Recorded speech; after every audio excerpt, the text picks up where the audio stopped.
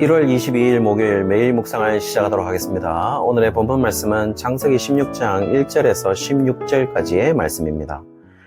오늘 본문은 이스마엘 출생에 대한 이야기로 창세기 16장의 말씀을 함께 살펴보고자 합니다. 오늘 본문은 두 부분으로 나눠지고 있는데요. 첫 번째 부분으로 1절에서부터 6절까지 사레와 하갈의 갈등이 나오고 있고, 두 번째 부분은 하갈을 살피신 하나님과 이스마엘의 출생에 관한 이야기로 7절에서부터 16절까지 나오고 있어요. 오늘 일어나는 모든 이야기의 발단은 3절에서 이야기해주고 있는데요. 아브람의 아내 사레가 하갈을 첩으로 준 때가 정확하게 아브람이 가나안에 거주한 지 10년 후에 그렇게 했다라고 진술하고 있습니다. 그 말은 무엇을 의미할까요? 아브람이 가진 약속에 대한 이해는 어제도 살펴보았지만 후손과 땅에 대한 약속이었어요. 그런 약속을 받을 때 정확하게는 알 수는 없지만 아브람은 후손과 땅에 대한 약속이 거의 동시에 가나안에 도착하게 되면 이루어질 것으로 보았을 가능성도 높습니다. 그러나 10년이 지나도 하나님이 후사를 허락하지 않았다는 사실이고, 아브람은 자신이 길리운 다메섹 사람 엘리에셀을 양자로 받아들여 상속자로 삼을까도 생각할 정도였어요. 그러나 오늘 본문은 조금은 다른 경우로서 다메섹 사람 엘리에셀을 양자로 받아들여 상속자로 삼으려고 했던 것은 아브람의 생각으로 나오고 있지만 어느 정도 하나님의 약속과도 어긋나지 않으면서 후사를 만드는 방법을 사레가 고안하기 시작했던 것이죠. 그것은 사레 자신에게서 난 자를 약속의 자녀라고 했기 때문에 자신이 고안한 방법으로 아브람의 피를 이어받는다면 하나님의 방법과 동일하다고 생각했는지도 모르겠어요. 그 방법은 바로 첩인 하갈을 두게 해서 아브람의 피를 이어받아 아이를 낳게 하는 것이었고, 오늘 본문은 그 방법을 사레가 고안한 것으로 나오고 있습니다. 아브람이 다메섹 사람 엘리에셀을 양자로 들여서 약속의 자녀로 삼으려고 했던 것보다 더 그럴싸한 방법으로서 언뜻 보면 하나님이 말씀하신 것과 크게 다르지 않은 것처럼 보일 수 있도록 사레가 방법을 생각해낸 것으로 보입니다.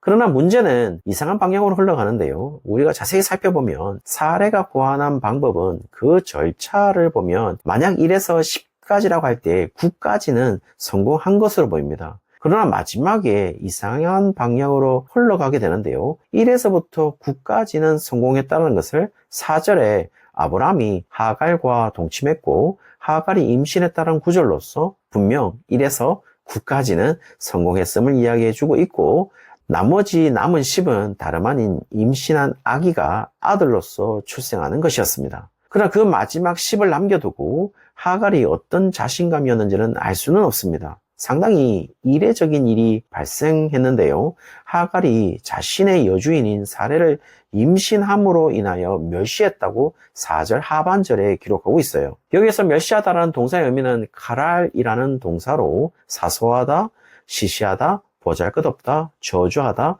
가볍게 평가하다 라는 뜻을 가지고 있어서 어쩌면 하갈이 사레를 있으나 마나한 존재로 여겼다는 사실을 이야기해주고 있는 것이겠죠. 왜 이런 일이 일어났는가에 대한 설명에서 2절에 보면 하갈을 통해 후사를 잇는 방법을 생각하게 된 원인에 대해서 사레의 진술은 여호와께서 내 출산을 허락하지 아니했다라고 이야기함으로써 그 책임을 하나님께 돌리는 것으로 보입니다. 쉽게 이야기하면 사레의 불평과 불만족이 있었던 것이고 그것이 불신앙으로 이끌었다는 사실을 보여주고 있는 것이겠죠. 그리고 사레는 하갈이 임신하고 자신을 멸시하자 5절에서는 내가 하갈로부터 받는 모욕은 아브람 당신이 받는 것이 옳다라고 이야기를 하고 있어요. 따라서 모든 불평의 근원을 하나님에서 다시 아브람에게 향하고 있음을 알 수가 있죠. 그리고는 하갈이 자신을 멸시하는 행동에 대해서 아브람과 사레 자신 사이에 여호와께서 판단하시길 원한다라고 이야기하고 있습니다.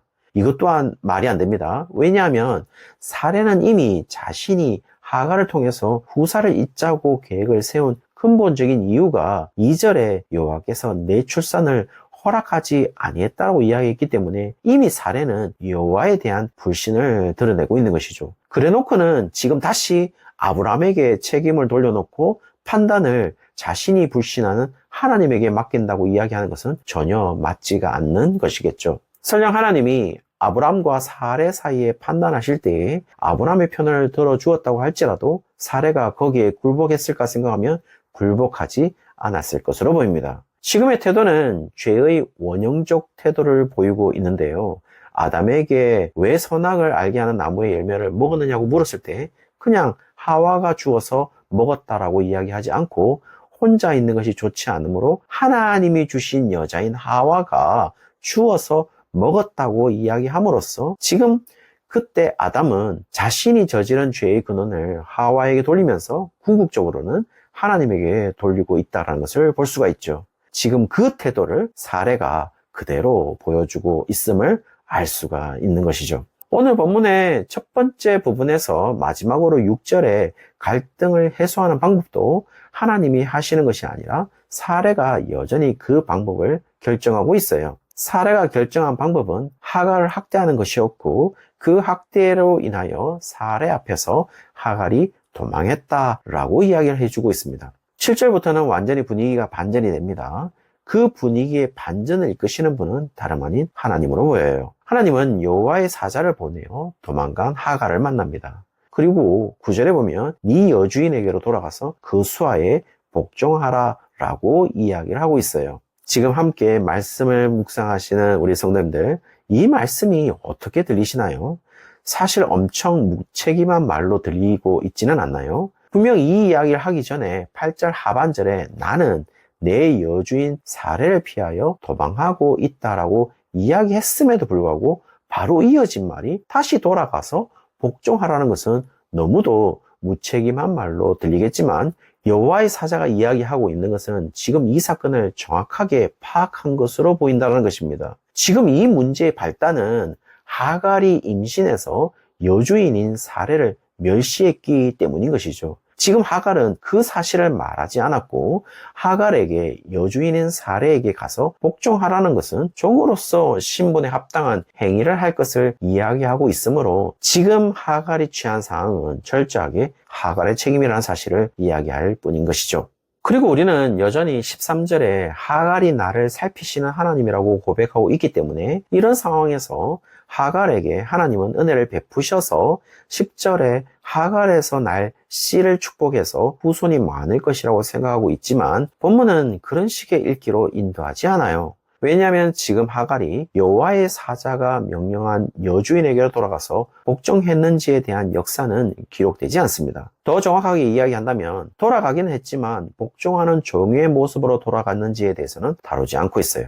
그렇다면 그 뒤에 이어지는 후손이 많아지는 것은 그냥 실존적인 역사로서 그렇게 이어질 것을 이야기하는 것으로만 보여요. 그리고 11절에 여호와께서 하갈의 고통을 들으셨기 때문에 아들을 낳을 것인데 하나님이 들으신다라는 의미를 가진 이스마엘이라고 할 것을 이야기하지만 그 아이가 하는 일들은 11절에 보시면 모두 부정적으로 다툼만 일으킬 것을 이야기하고 있습니다.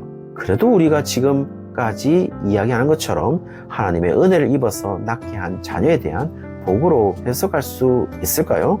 그렇게 보이지는 않습니다. 지금 하갈을 향한 하나님의 행위는 여전히 하나님의 백성이든 하나님의 백성이라고 할 수 없는 자이든 모든 것이 하나님 섭리 안에 있는 자라는 사실을 말하고 있는 것이고 하갈에 대한 행위를 통하여 어쩌면 하나님은 아브람과 사레의 죄를 덮고 있는지도 모르겠어요. 분명 사레가 고안한 방법은 죄를 형성했습니다.